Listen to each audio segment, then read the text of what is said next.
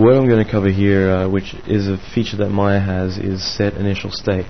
It's a really helpful feature of Maya, which, let's say you need to create a twister and then from frame 0 have it already formulated as the funnel and all the dirt spinning around and everything, or a galaxy with all the stars all formulated and the nebulas all twisted and looking exactly as they are. You would kind of mold it throughout time to kind of use forces and manipulate the way you might need to, and then you'd set the initial state, delete all the forces off of it, and then you'd have the bare bones particle system, which then you could apply some new things to get it to then just kind of articulate and move in the way that you might specifically need after you've formed it or molded it.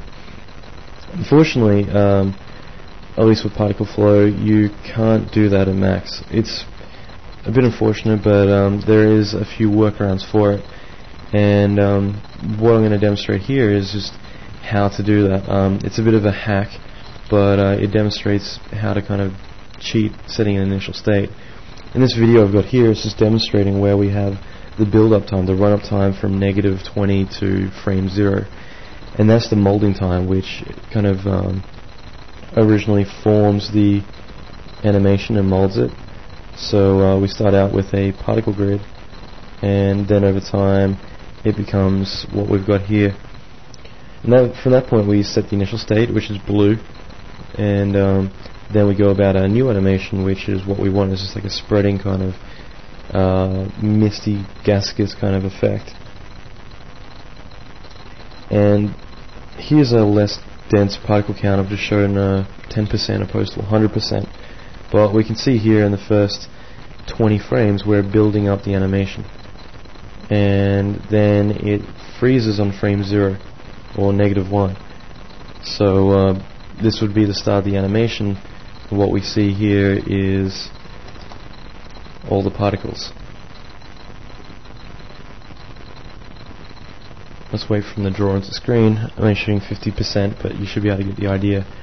And from that point we've got a new animation, which I'll go back down to 10% again, but then we've got a new animation where we just have them spreading out over time.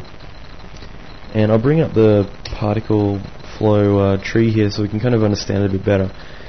First of all, from frame -20 we have initial animation. This event is just creating what we originally had, which is the grid forming and being molded into the kind of nebula form that we wanted. Then at frame -1 it feeds through into this event, and this one's called the freeze. It is no speed, no forces at all apart from drag, so there's absolutely no velocity in any to actually feed into it. And any old stuff, we have a drag, which if we load up our drag is 100% in every axis. It lasts pretty much forever. So that means that it's just pretty much going to stop anything and everything and completely just kill off all the animation altogether. So if we go here where it's blue, this is symbolizing that it's in its freeze status, which is the blue color here. So it's completely and utterly frozen. And from that frame, this is pretty much our set initial state node, so we'll call that set initial state. And what this does is it's stopping it all from doing anything. And then from the new time of frame 8 it feeds through into the new event, which is just a speed icon just telling it to spread out. So if we move up to frame 8 it'll click green, and then from that stage it begins its new animation.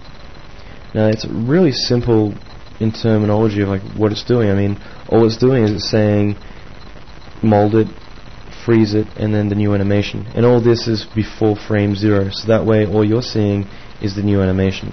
So unfortunately you will, unless you cache the particles, you will have to have that run-up time at the beginning.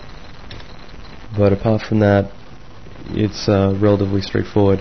So in fact now if we wanted, we could chuck a cache in there.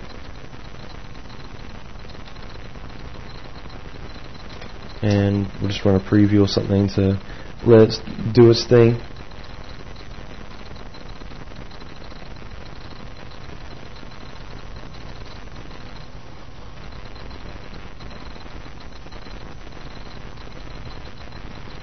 And And so, like I said, it's a bit of a hack, but in situations where, like the example I gave before, if you were to formulate a nebula, this would be a way that you could create the really twisty kind of gaseous look of it, and then have it just kind of subtly moving around and shifting a little bit over time. So now we've got caged. I could just go to frame 0, and all you're going to see is the animation, and you wouldn't know any difference unless you need to modify it. Then you have to cache it again, or cache it again, however you want to pronounce it. And yeah, it works a treat, and in a lot of situations it might really save you hide if you need to do something and just need that kind of run up time, or you just set it up, initial animation, freeze it, and then the new animation, which is what we're playing now, the new animation of it spreading.